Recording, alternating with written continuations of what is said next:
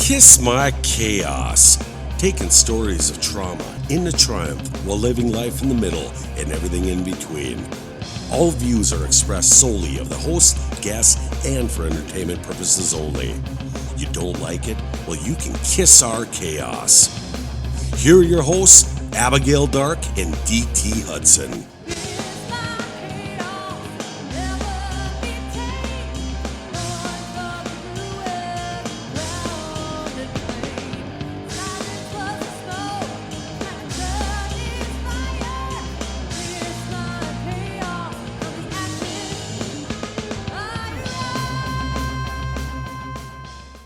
I'm back. Abby's back. We're all both back. We're back. Actually, there's three of us.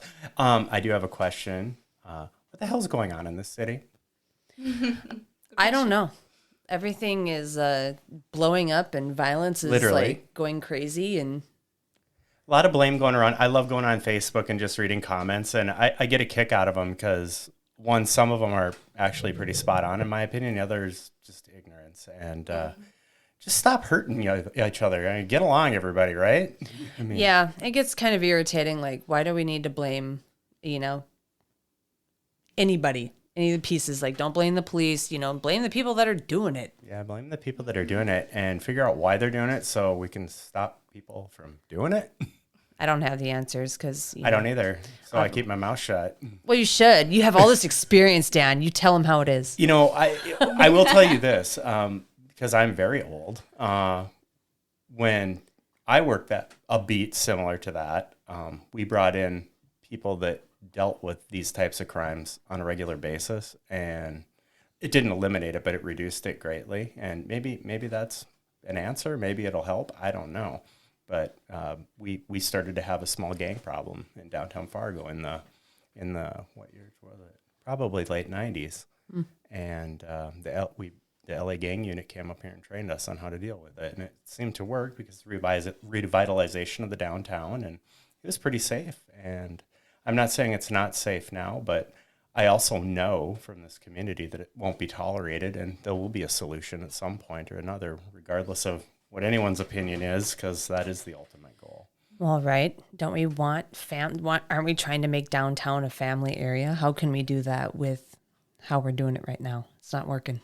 Got to figure it out. Yeah. Instead of pointing fingers. I mean, I need my ice cream. I have to. Yeah, that ice cream's cool. I have to go down to Silver Lining. Like, that's a weekly thing.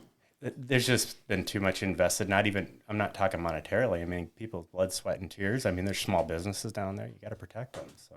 Yeah, you just bypass it. I'm trying to get Silver Lining to you should sponsor Silver Lining. It's just little subliminal messages the whole time. I'm going to bring this to them next time I go in there and be like, hey, you're famous. You're on our podcast. I love it. Guess what? What? We have Avery White here. We do? Yeah. Yes. We're so excited to have her here. She volunteered to, talk to us and let us know about her life a little bit. So daughter of Troy White, who was on our podcast before. And she's a twin also. Yeah. Saw some pictures. Not identical or not? No, not identical. No, I didn't think so. I was like, I don't see, the identical thing, but I just want to tell you that I love her already because she has like my goth aesthetic. And, if you know me, like, I want to hug those people because they're my people and I just love them. And I love everything about that just because, I'm that girl too. She's a very younger, prettier version than I was. And she found her goth love early. I found it later in life when I had a little more money. I think it's amazing because when I did work this street, there was a goth community, It probably was not you. Maybe it was. I don't know. But they would call for me. And I don't know what it was about. I'm going to call it a culture. We got along great. And we just look angry so people don't know. No, honestly. We're the sweetest people, but we look like we'll kick your ass. What I was going to say exactly. is, honestly, they were being victimized by other things. And, I obviously had zero tolerance for that. So Right. Yeah. Right. So, Avery, why don't you tell us a little bit about yourself? Yeah, well, I am just turned 21, actually, on July 1st. So exciting. I live by myself, not by myself, but on my own with my boyfriend and our two cats. I'm currently working at Gate City Bank, and I work from home, which is amazing. I love it. And I love my job. It's great, too. That's good. So I need to know, what are the cats' names? Well, my boyfriend, his cat's name is Kitty Meow, and my cat's name is Mittens. Mittens. Oh, I Kitty love that. Meow. I love it. Kitty Meow is cute. Yeah. I have 3 cats. They're hiding. I don't know if there's one. His name is Raster. Technically, Raster of the Night. My son named him when he was 2, but he couldn't say master with an M, so it ended up being Raster. And then we have a Sergeant Pickles. Oh, I love that. Perfect name for a cat. And then a calico named Pumpkin. So, Oh, cute. yeah, they're super fun. Mine was named La Fuego Hot Stuff. Okay, I need to know how you landed on that. La Fuego. It was. It's from a book. La Fuego, fire, hot stuff. Oh, okay. It laid by the fireplace. La Fuego, hot stuff. Well, that makes It sense. was a kind of a dick cat too. It didn't really like anybody. You know, I was the cat person, and then my husband came along, and he is like the official cat whisperer. Like, every single cat just goes right on his lap. I don't know if he just runs warmer or like what. His hair. It might be. He does have the Fabio locks. He does. And we have since reconciled since my forehead comment. So Oh, that's good. I don't know if you heard that one, Avery, but yeah, someone was trying to pick out hairstyles for her husband, and it happened to be the picture she sent said hairstyles for people with big foreheads. I didn't crop the image. I should have cropped it. It was. He loves me still. Good. It That's makes good. you stronger. Avery, did you grow up in the area? Where did you grow up at? Yeah, I grew up in Barnesville, Minnesota, actually. So I was there up until I was 18 years old. I moved out and lived in Fargo ever since. So tell me a little bit. So it's been, I'm not going to say how long since I've been in high school, but I think what a lot of parents are kind of wondering, you know, the high school experience is probably a little bit different than what we experienced. Tell us a little bit about high school these days.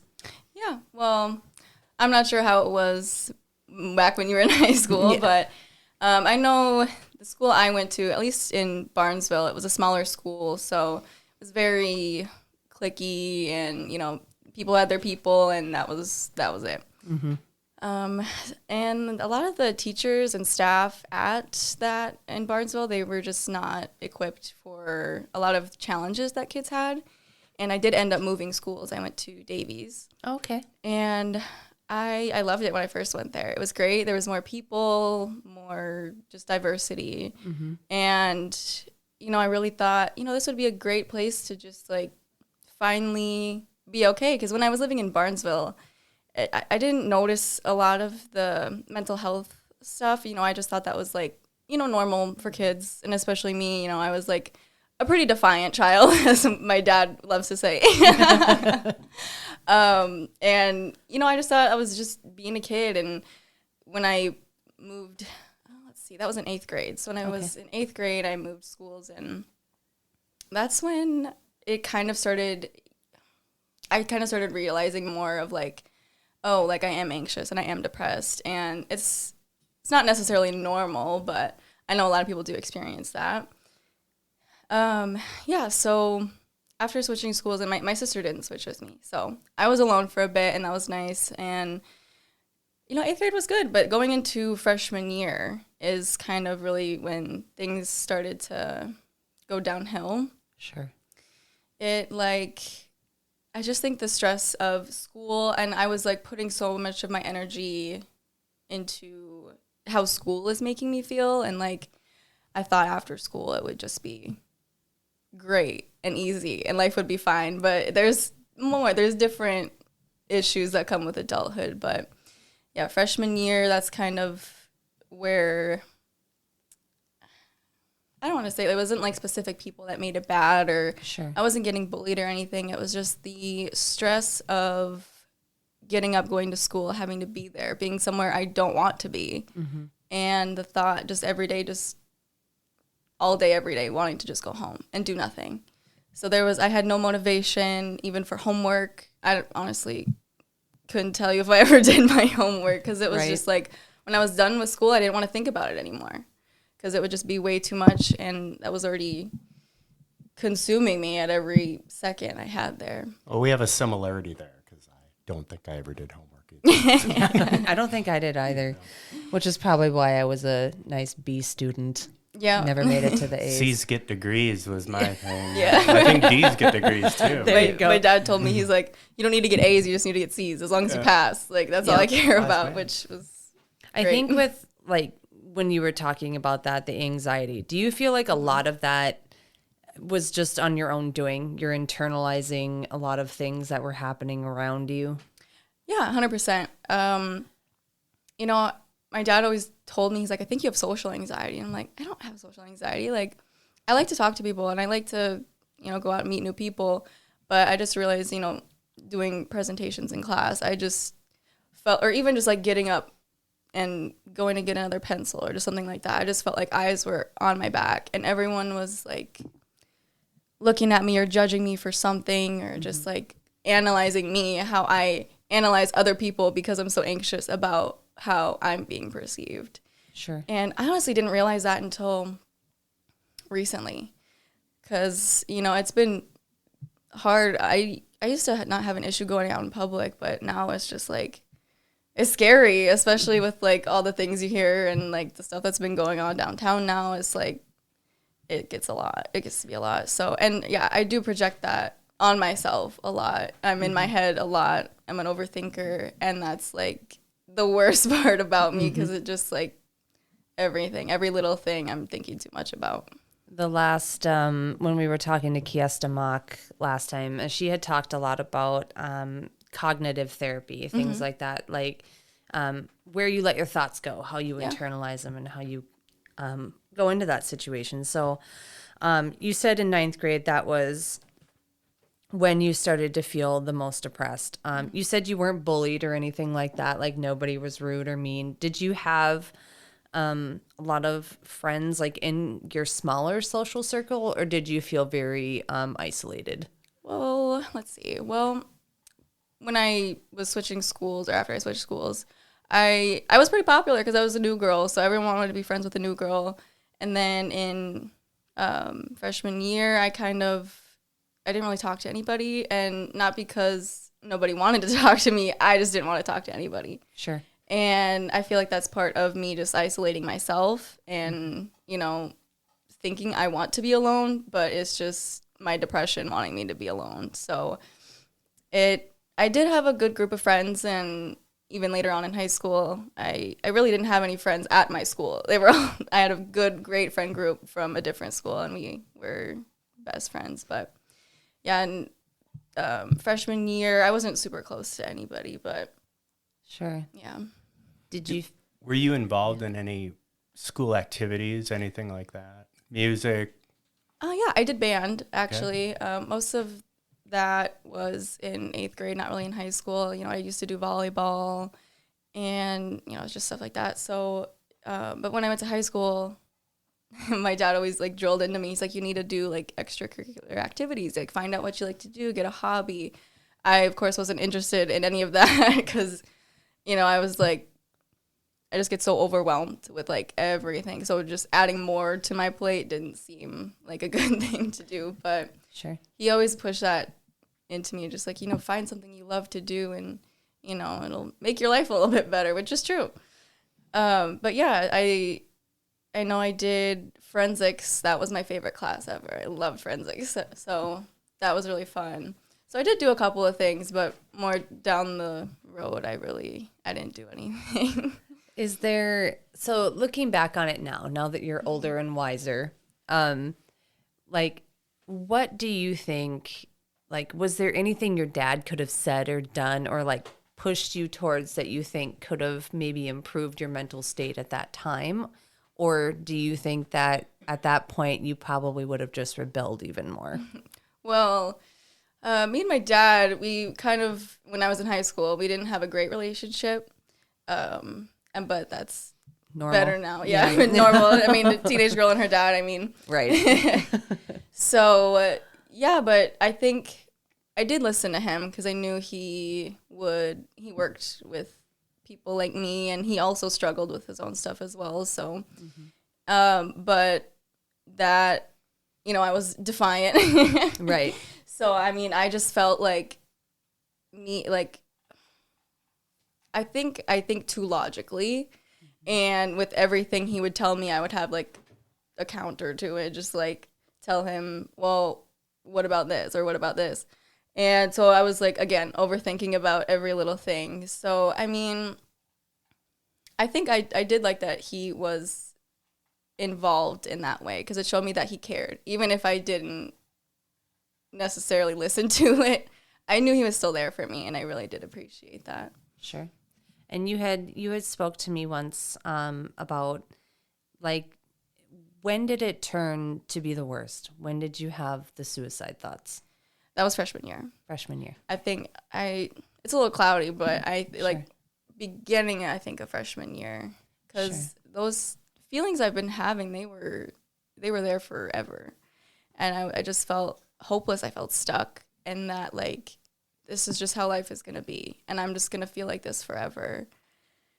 And I got really bad towards the end of 8th grade, and then like I just kind of during the summer I really didn't do anything, like, and I had insomnia as well, so I would just like stay up all night. I wouldn't sleep, and I would isolate myself. And you know, my twin sister, she would always want to do stuff with me, obviously, but I'm just like, oh, I just don't feel good. It was like I really didn't feel good, like like physically, and it just got to a point where I couldn't feel like this like every day. I couldn't keep thinking this, and it was like the same things over and over again. I was getting sick of it.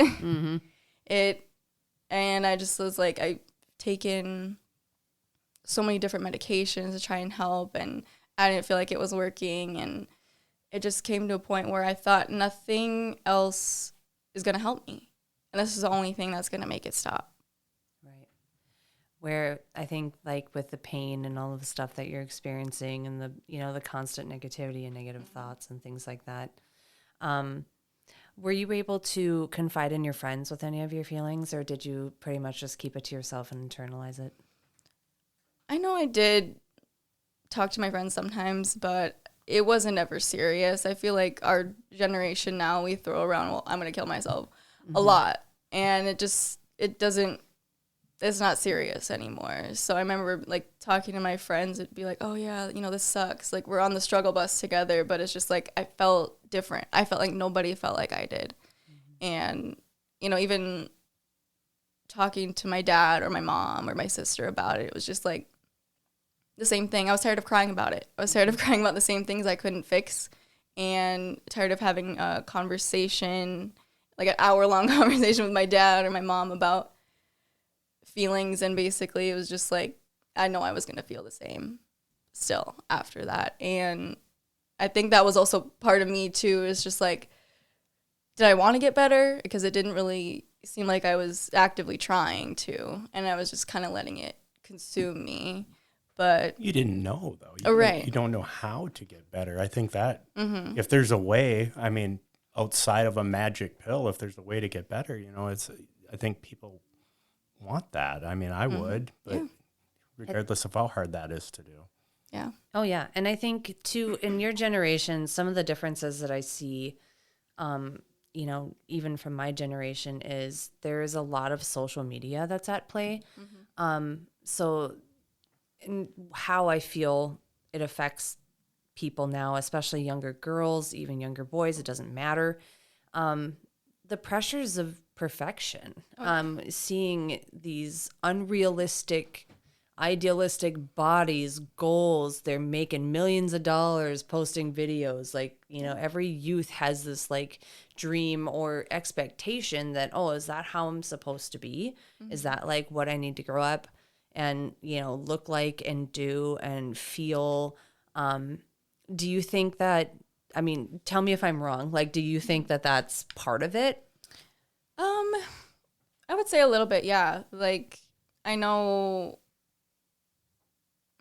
I wasn't too much on social media a lot of the times, but when I did see stuff like that, it was just like, well, what's wrong with me?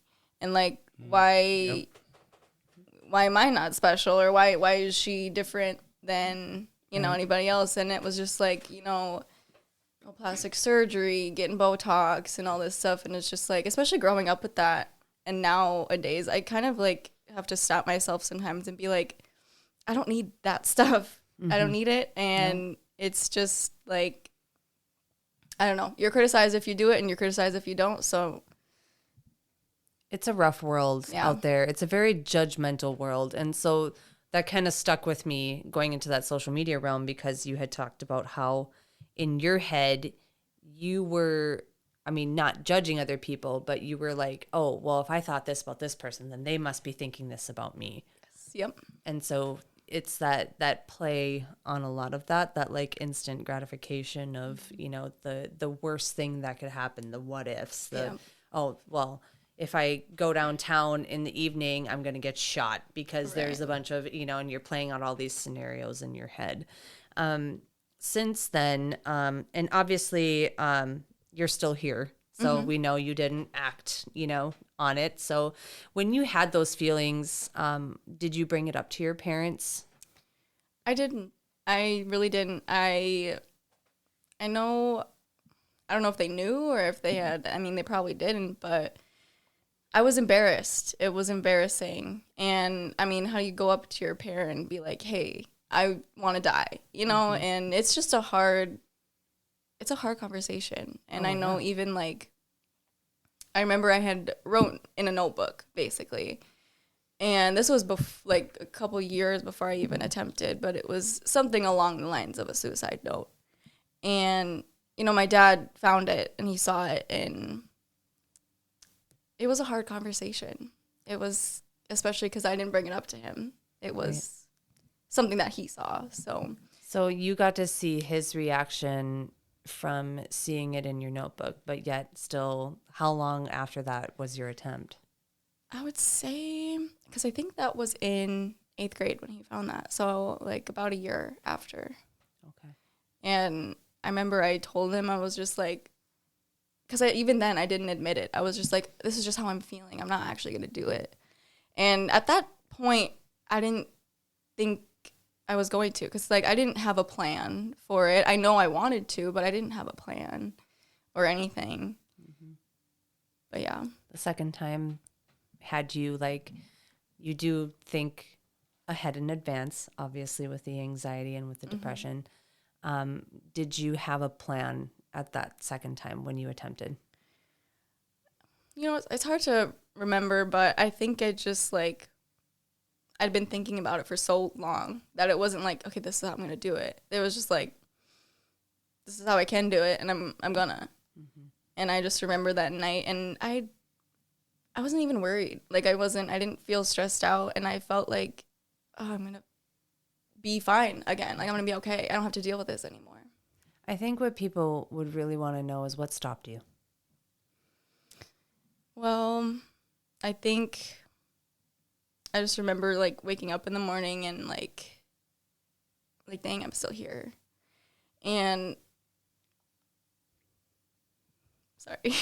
You take as much time as you Take need. your time. It's a lot. I remember in the morning, well, because, you know, I'd taken a lot of pills. And I remember my sister coming in my room to get ready for school, and I don't really remember a lot of this part because I was kind of out of it, but she's like, I think I heard her say, like, Mom, I think something's wrong with Avery. And I just remember I was kind of going in and out of consciousness, and I remember I went downstairs, and my mom, because it just felt like flashes of, like, things happening. And I remember my mom, she was, I don't know if she was, I think she was yelling, not yelling at me, but kind of like, you know, what the hell's going on, you know? Like, what'd you do? And she had my note in her hand, and all I just remember is her like, Avery, what the fuck did you do? And I don't remember, because we were in Barnesville at the time. I don't remember the drive in to Fargo to the hospital at all. I remember waking up and everyone was there. in my room, like my parents and my step-parents. And they kept asking, or I don't know if it was the doctors or my parents, they kept asking me, like, what did you take? Like, what did you take? And I was like, I didn't take anything. Because even, like, clearly I did. Yeah. But even at that point, I was just too embarrassed to admit what I had done. And I was still kind of out of it too, but I just remember I just wanted to stand up and walk around, and because I didn't feel like I was real. Right. And everyone was like, no, wait, lay down. And I'm like, no, let me stand up. And I didn't know what was going to happen next. Like, I was scared. I was sitting in this small emergency room with my family, and I really didn't know what to expect next, because I had never been through anything like this, or I haven't had anybody else that I knew that went through that. So I was a little scared. The after point, so being in the hospital and seeing your family and understanding, like, did you feel, I know you said, dang, I'm still here, but after you kind of came out of, the pills and all of the things, and you were more sober and you were able to kind of think about things, how did your parents approach what happened? Because, I mean, they know now, like, you were serious, like, this is not something, not typical teenage, like, I just want to die, type of feeling. I mean, right. And that should never be taken lightly, ever. Regardless if, they're just throw it out there or whatever, like, never take that lightly, no matter what. But how did they approach it afterwards to get you help? Well, I mean, I was out of it for a couple of days after that. So I don't think they really said much, or if they did, I don't really remember. But I know, because after I got out of the emergency room, and this was like happened the same day, I went to Prairie. And I honestly, I didn't know kind of what was going on. I thought, I'm going to go home. And I'm still kind of out of it. And I don't think they really even said much, because I think they themselves were really just like shaken about it. And I don't think they even knew how to approach that. But I did end up having to go back to the hospital while I was in Prairie, because I was having some like muscle spasms and stuff like that. So, and then I remember I was in the hospital for like another week after that. And I think I was out for 2-3 days. So honestly, I really didn't get to have a conversation with my parents really when all that stuff was going on. And I remember just afterwards, my parents, I just felt so bad for my dad, because we did have a difficult relationship, but we also had a close relationship. Like, it was up and down, but we've been through a lot together. Yep. And I just kept thinking, I'm like, oh my God, like, my dad must feel like shit. Like, I feel so bad. And then I started feeling bad for my dad. And I don't think we ever really had a sit down talk about it until, like, a serious one, until honestly Christmas last year with my dad. And we talked a lot about that. But my parents were always there for me, like, in that moment, even though I'm sure they had no idea what the hell they wanted to say or even could say. They probably didn't know. Right. Yeah. It was unspoken, but yet they were there. Yeah. Yeah. And I think that's what matters. Because honestly, it's like, I didn't even want to talk about it, because I've been talking about it so much with these doctors and therapists that were coming in my room.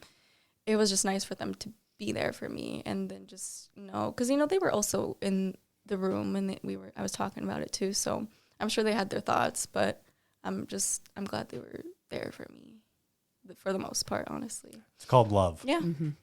Love of a daughter. Yeah. And I think that goes further than anything. Love will get you through everything. It's always been, it always will be. Yep. It's unconditional, parental love. I don't think there's nothing a kid can do that, a parent won't love them, afterwards. Like, it's unconditional, you know, we're always going to remember you like, you know, little in your diaper, you know, like that feeling of that. Yeah. And you're just so brave for telling this. And, you know, I know like a lot of our youth nowadays, like they internalize everything, they bottle it up, they don't speak about it. And for you to even be here to talk about it is huge. You know, now that you're, you know, older, did the therapist teach you anything that you can utilize in your daily life now, you know, that you can share with people to help them in their struggle? Yeah, so I went to kind of a lot of therapists. Sure. And, you know, the most recent one I've been to, because, you know, I still struggle with those thoughts from time to time. And, absolutely. like, unfortunately, it will probably be a lifelong thing, but I just need to kind of, when that happens, just switch my mindset maybe a little bit. Or, you know, there's things you can do in the moment, like breathing exercises and stuff like that. But, you know, those don't help. So I think, honestly, like, you know, changing your mindset and honestly trying to be more positive. And that's honestly, I've been trying to do that a lot more recently now. Absolutely. And it's good because I get in such a headspace where I'm just so negative all the time. And it's just like, oh, well, that's, you know, whatever. That's bullshit or whatever. And it's just keep an open mind. It's easy to do, to be negative. That's one of the easiest things in the world. And to try and find something positive out of something negative, it takes work and it takes energy. And sometimes you don't have that energy to see it that way. Yeah. I mean, I would get so exhausted myself. I'm just going to be pissed off all month. Yeah. And that's what I had an issue with too, because I didn't have motivation for anything at all. So it was hard to just sit with myself and, you know, look at a different perspective or, you know, maybe just talk to people. Honestly, that's a big thing. And I know people say that all the time, but talk to people, because whether you're friends or your parents, but just make sure if you're really feeling like that it's like a good, serious talk. Because I know people in my generation don't really take things seriously like that. So it's just like, it's good to have a good sit down and cry and just like let it out. Even, you know I said this before, but I was sick of crying about things a million times over and over again. But it's good, especially if you haven't cried in a while. Well, I think it's good. important. It's different great. Crying with your parents than crying alone. Right. Yeah. You know, you have someone to support you. So just, and this is a safe space, obviously. Did you have problems with like drugs or alcohol when you were younger, or? No, I wouldn't. I mean, I think I maybe started drinking and smoking a little younger than Yeah, of course. Yeah. But I never really had an issue. Addiction does run in my family, so I was aware of that. And, you know, I think addiction is pretty scary, so I tried to stay away from. I think a lot of parents quickly jump to that conclusion, right? Like, oh, it was drugs or alcohol, or it was this or that. And that doesn't need to be the catalyst. It's something tangible you can see versus inside. You know, Right. You can't see it. And But I can see inside you, because I've said this before. You get a superpower after you go through something like this. You have a light burning behind your eyes. It's bright. It's very bright, and so does Abby. And some people don't have that light. It's a little more dim, and you can just tell. And the energy when she walked into the room was like, oh, I'm going to kick ass today. You know? Exactly. Like, you know, anytime I get sad, I buy something spooky. And then, as you can see, I have a lot of spooky things. Yeah. Spent my whole paycheck at Michael's today. Oh, nice. Yes. They have all their Halloween stuff out. Oh, yeah. Yes. Yep. Poor Andy. Oh, he'll get over it. He'll just buy another guitar someday, and then he'll make up for it. No comment. Yep, no comment. You do not get to send him things either, like poking the bear with that. I would never. He's listening right now, and he's like instantly going online to look at it. I know something you don't know. I don't want to know. Don't tell me. It's best if it's hidden. So, you know, with the mindset training, do you think in your younger years, I mean, I think this should be something that parents should bring to anybody who is in that state when they're younger. You know, it seems like a lot of the suicide types of things are happening younger and younger. In my son's school, I think there was I want to say like what was he, 9 or 10? Very young. 9 or 10-year-old boy. And Yeah. I'm like, I can't even, like, how do they even know what it is? You I know, don't even think I knew right. at that age. That's part of the problem, I think, is you don't know what it is. It's a demon that haunts you, and you don't know what to fight. You don't even know you don't even know how to fight it because you don't know what it is. You don't even know what feelings and then are it becomes at that the point. normal. And you know it's not normal, but it's just every single day. Yeah. And I don't think people really want to talk to their kids about it when they're that young either, in case because I feel like a lot of parents don't want to put ideas into kids' heads, but honestly, if they have access to social media, they probably know what it is already. Absolutely. Oh, absolutely. Absolutely. Yeah. You That's kind of touched on that, Abby, a little bit. And I that's, we want to erase the stigma of it, but in the same token, you got to have the proper education about it too. But 9 or 10 years old, that's too young. I can't even, I was playing with G.I. Joes. I mean, Yeah, I was, I had a fan in front of my face and I would do like the Darth Vader thing. oh yeah, Like, you put your tongue out, like, just Luke, like, so. we have Yeah. to get a fan in here. I know, now we have to do that on air. But yeah, so with the social media and with, the depression and the anxiety and all of the things that are out there, I think teaching younger kids this mindset, like cognitive training, I think is just huge, which, I'm sure you hear it all the time. Like, we just love like what your dad does. And like, he's just a magician with that. Like, he does so well. And I'm sure it's different when he's at home because, like there's that old saying, like, shit where you eat kind of thing, like, so it's probably hard when he's doing it all day where he doesn't want to bring it home and like do it at home too, and just like with kids that have parents that are like really good at something, then they're like, oh my God, whatever, Like, I don't want to deal with this. That's just my dad. But did your sister, since she was a twin, so I love the nature versus nurture aspect. So what I mean by that is like how you were raised. Like, is it something that was just ingrained in you to be this way? Or is it something that, external circumstances brought it in? Does your sister have the same things that you do? I honestly, I don't think as much as I did. I know she struggled with it at one point, but and I feel like we kind of flip-flop personalities too sometimes. Sure. So, Yeah. I mean, but yeah, I know she doesn't really struggle with that a lot, especially with like anxiety or social anxiety at least. She is a social butterfly, and I feel like she's not scared of anything. And that used to be me when I was younger. And I would do like pageants and sing in front of a bunch of people, and it was just she would never. Oh my gosh, she would never. But now it's just like the opposite. And I'm sure she struggled with some Back then. some suicidal Have you thoughts, thought to but- ask her? Some people are more vocal or like, you just, that they have that struggle. And then there's other people that are really good at like keeping it away from other people and they don't express it or talk about it. Yeah, I mean, I know I have asked her, a couple of times, I'm like, do you have these thoughts or do you like feel like this at all? And she's like, sometimes, but it's just not every day. And when she said not every day, I was like, what is that like? Yeah. And it's just so weird to like know people don't feel like that every day. It's Sorry, was there a moment after your attempt, after you got out of the hospital, that you felt the sun on your face and you heard the birds singing? Was there that moment where it was almost like a rebirth? Yeah, actually. I remember because I don't know if I was living with my mom at the time, but I was at her place at the time. And I was still not back in school yet, because I had just gotten back actually from the mental hospital. So, and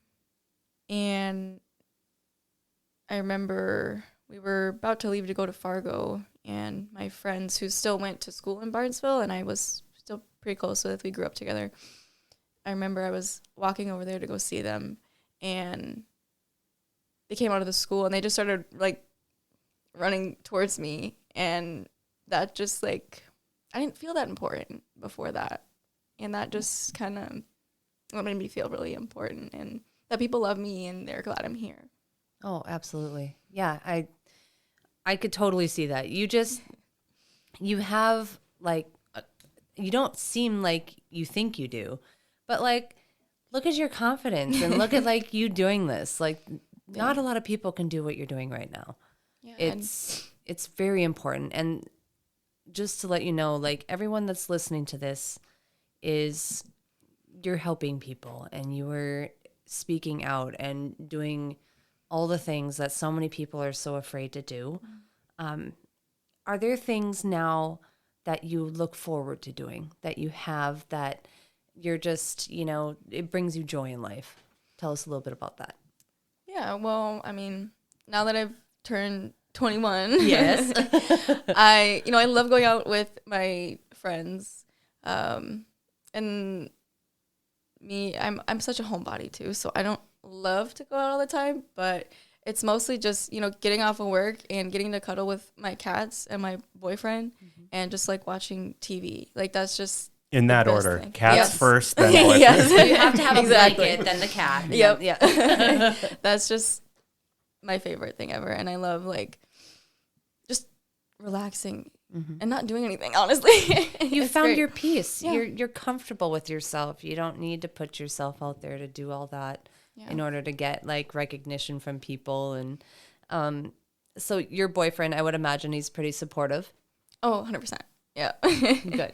Yeah, he is honestly the light of my life. Like he walked in and, well, funny story actually. He was friends with my cousin. Oh, okay. So, and my cousin lives in Bismarck, so I didn't really see my cousin a lot. And I remember he came over one day for Thanksgiving at my grandma's house. Oh. And I guess he had a crush on me for a while. And I was oblivious, but and yeah, he came over and we just hit it off. And I think we've been dating for about, oh goodness, almost 4 years now. Oh, wow. Yeah, that's a long time. Yeah. So You learn a lot about yourself and other people when you start dating. You've been dating that long, and then when you start living together, that becomes the test. Remodel a kitchen together. building furniture. Moving in general. Oh yeah. Always a big test. So Yeah. A big part of it. So you work at Gate City currently. What do you want to be when you grow up? That's a great question. I mean, what I said when I was younger, I always wanted to be a vet because I loved animals. But now I think a forensic pathologist. Oh, that's amazing. Or anything with forensics, honestly. I just think it's so cool. I've loved it. I grew up watching Investigation Discovery with my mom, or Forensic Files. That was my favorite. I love Forensic Files. Wasn't it Abby or there was a girl named Abby, a goth girl named Abby that was on in NCIS. NCIS. Yes. I loved her. Amazing boots all the time. Yes. Yeah. I would wear those. So I guess we all have the question, what's stopping you? Well, honestly, in school, I didn't do the best, honestly, and I was glad to be out of school as well. Sure. So I don't know if I can put myself back in there willingly and like stick to it and pay for it, honestly. Right. Also knowing though that you now have these new tools, right? You can utilize these different mindset strategies, and having that confidence for forensic pathology. You would be studying something you would be passionate for. So do you think that would maybe change the outcome? Yeah, a little bit. Yeah, another reason why I really haven't gone into it. I remember I was at my it was senior year, and we were just meeting with our counselors and seeing what steps you want to take next, where you want to go to school, stuff like that. And I told her I wanted to go to U of M for forensic pathology or something with forensics, and she's like, "Let's aim lower."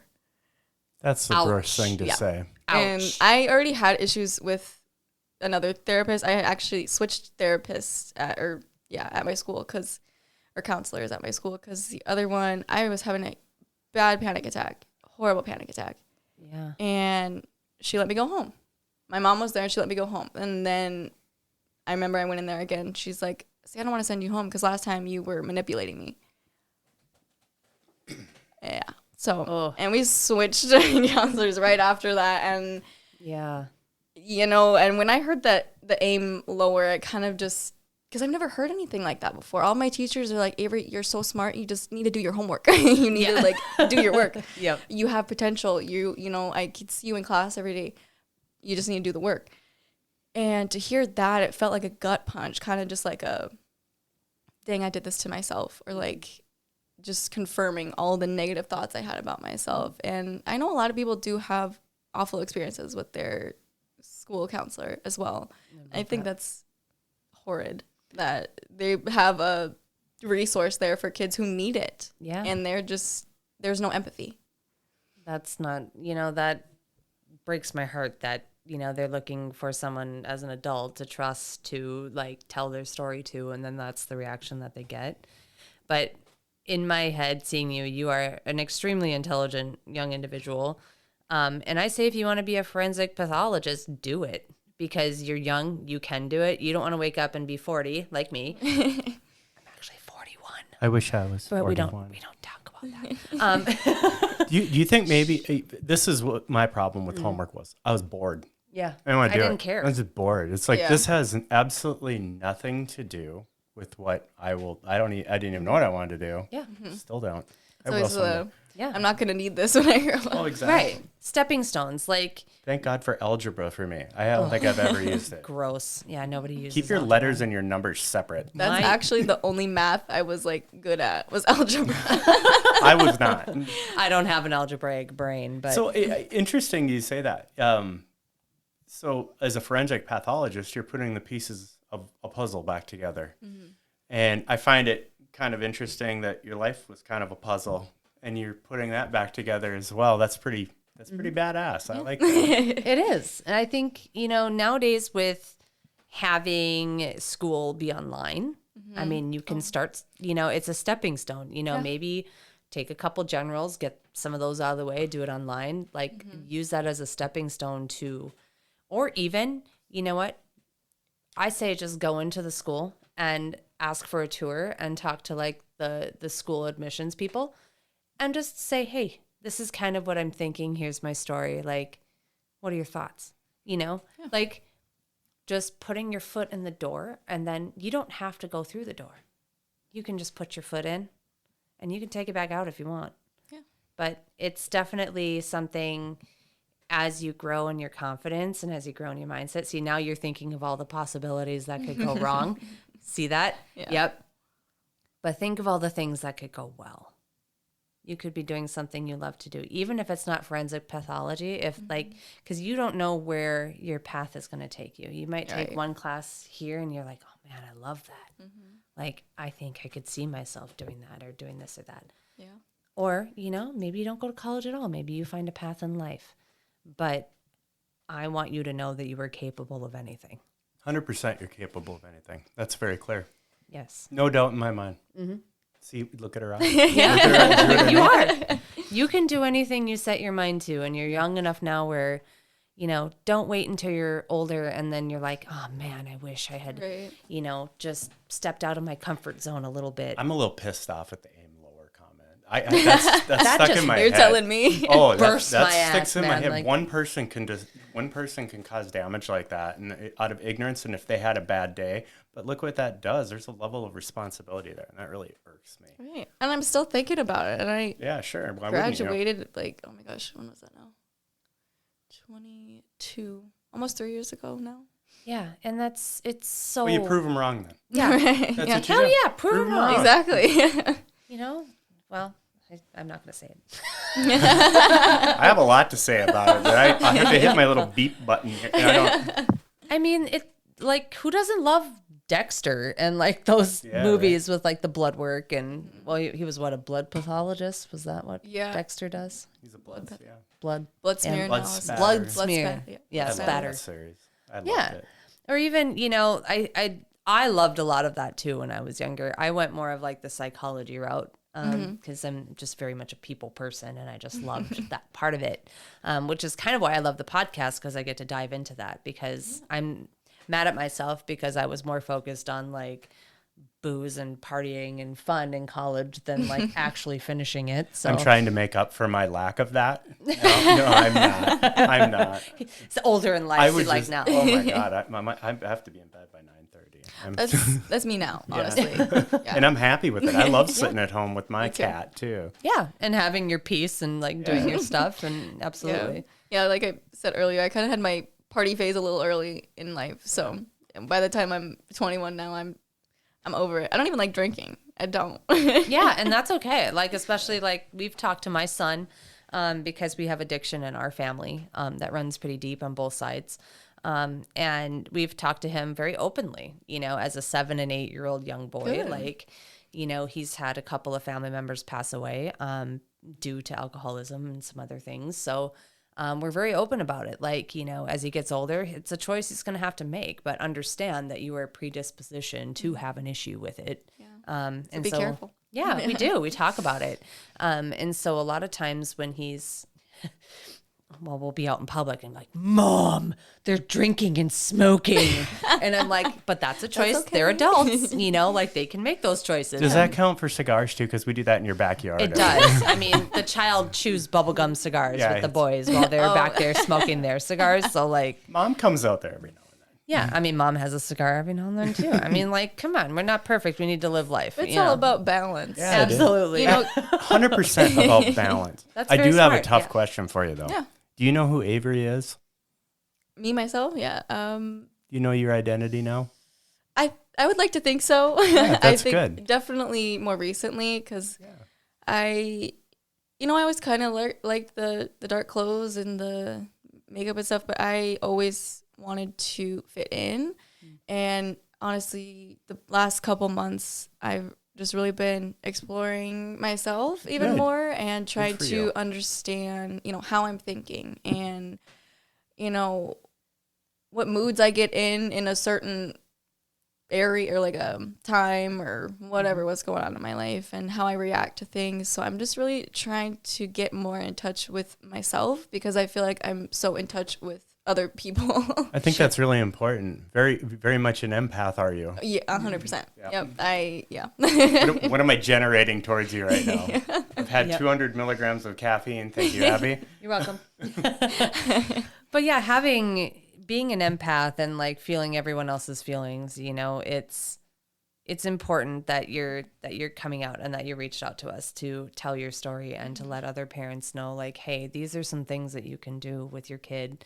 Yeah. Talk to them early and just be present for them all the time. Yeah.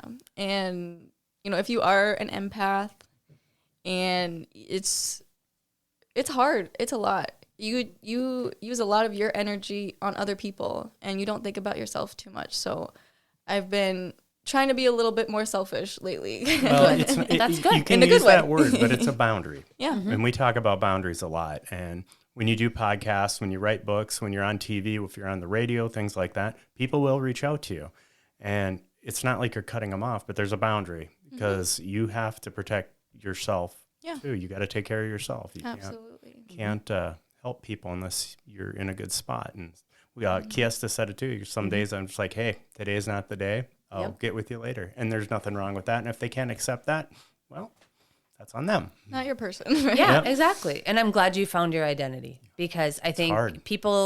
kids need to do that early. And I feel like they're so afraid of their identity, whether they're gay, trans, goth, normal, whatever. It doesn't even matter. Like, what is normal? I don't even know what normal is Right. anymore. Like, what's your normal? What's my normal? It doesn't matter. Own your weird. Own I've your always weird. said Yep. that. Own your That weird. is my, I love that. yeah, that has been my motto, for a very long time, because I did not find my identity until later in life, because I was always trying to be an empath, a chameleon. It was a fight or flight, survival thing that I did through my entire existence. I always tried to be what everyone else wanted me to be, because I didn't want them to see me. I didn't want them to see how awful I thought I was and felt on the inside. So I would create this person that everybody loved and wanted to be around, but yet in the inside I was really struggling. I wouldn't have liked that one. I like this one. Yeah. I'm too sassy now for that shit. I love this sass. I do. I get away with nothing, and I think that's great. I do need that. Yeah, and I'm a horror loving, gothic girl that has skeletons and She said horror. Horror. horror. Yeah. That's what I said. Yes. I love all the things. And I just decided to hell with trying to be what everyone's version of normal that I am envisioning that they think I need to be. Well, that's trying to achieve perfection. We talk about that too. Mariah talked about that. There is no perfect. You can't do it. It is an impossible thing. I mean, think about tightening a screw on something. Oh, I could have tightened it tighter, or I should have had it loose. You'll never do anything perfect. You can't do it. It's an impossible standard that sets you up for failure. Yep. All you can do is be yourself and do the best that you can. That's all you can do. And it's enough. It's 100% enough. Yeah. My favorite thing to remember is that no matter what you do, someone's not going to like it. So just do what you want to do anyways. You got that right. Isn't that the truth? Here's the other thing. You do what you do and you be you, and people will follow you and love you because of it. And there you go. Because you are being your authentic self, and they see that as being confident and knowing your identity and knowing who you are. And your circle will be your circle. Mm-hmm. And if they don't like it, they will go to a different circle, and your people will be your people.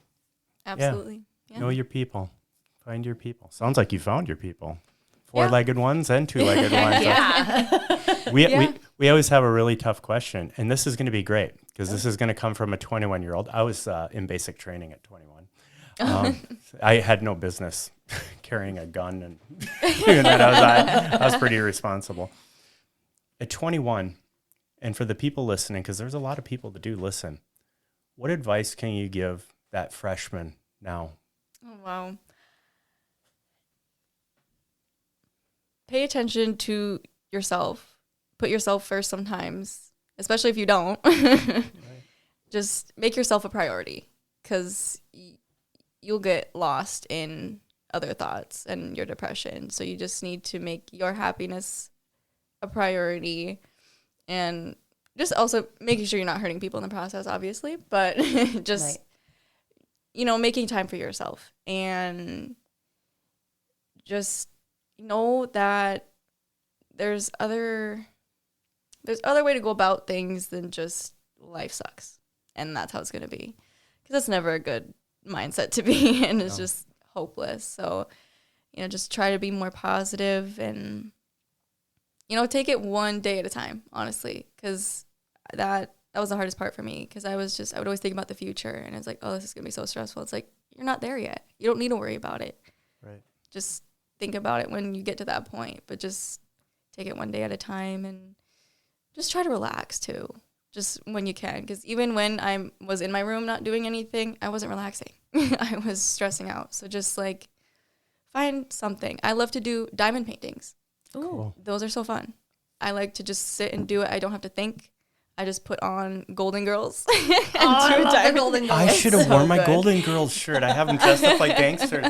I have a Golden Ghouls t-shirt. Oh, that's cute. Cool. I love that. Mine they're all dressed up like gangsters wearing Converse All-Stars and stuff. That I need. I think my wife found it at a thrift store. I'm like, that's mine. You gotta have it. I think we can all say it's a pretty awesome life, right? Yeah. Well, we're glad you're here, and we're glad that you came here. And incredibly proud of you. Incredibly in awe of your courage, because what you did today, that's some tough stuff to do. Yeah, I've honestly never had a conversation about it, like I said earlier, besides Christmas Eve with my dad. Sure.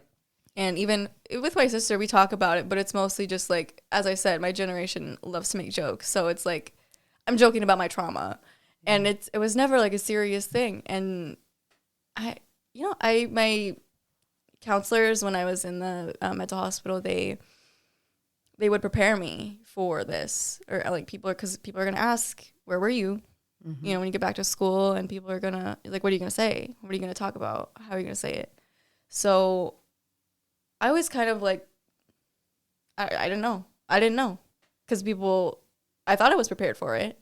But, you know, when someone walks up to you in class, was like, hey, where were you the whole semester? And it's like, do I want to bring them down right now? Or Yeah. like, I had the vid. Yeah, exactly.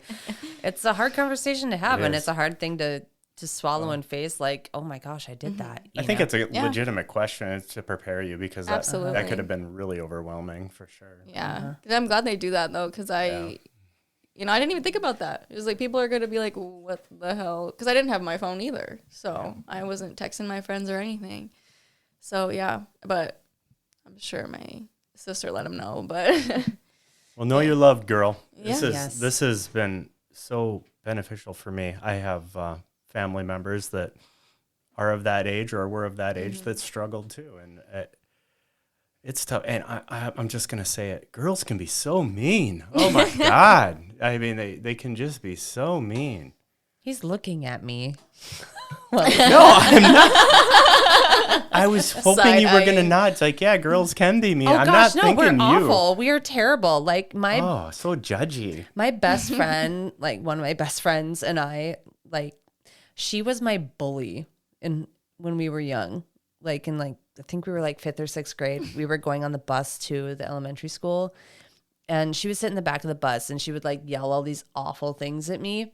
And I was really goody too. She was like little blondie, you know, like, oh no, somebody can't be that mean to me. Well, anyway, like I got tired of it one day, and so I stood up on the bus and I just called her a bitch. And yeah, lo and behold, like it became an all-out cat fight. Like we were pulling each other's wow. hair and like punching. Did and you like, win? oh, it gets better. Okay. So this is back in the day when like the bus drivers could just drop you off on the street. So Take it outside, he was girls. like, get out of my bus. And so we had to get out of the bus.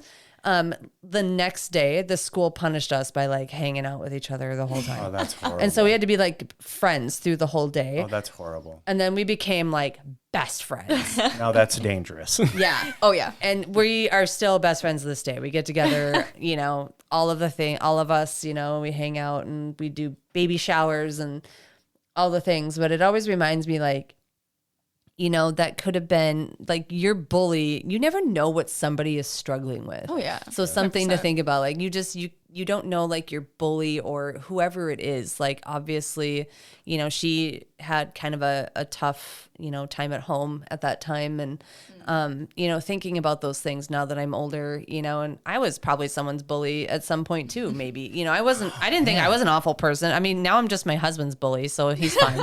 I never got bullied. Now I'm wondering if I was the bully. Oh, I hope I You know, wasn't. I heard that. It's like if you weren't bullied, you were probably the bully. I'm See, like, but I didn't bully anybody. That's for sure. I didn't either. I had a guilty conscience. I would stop it. I mean, but I would never. Well, there were little dicks every now and then needed a punch in the Well. groin. But other than that, you know, you had to stand up for yourself.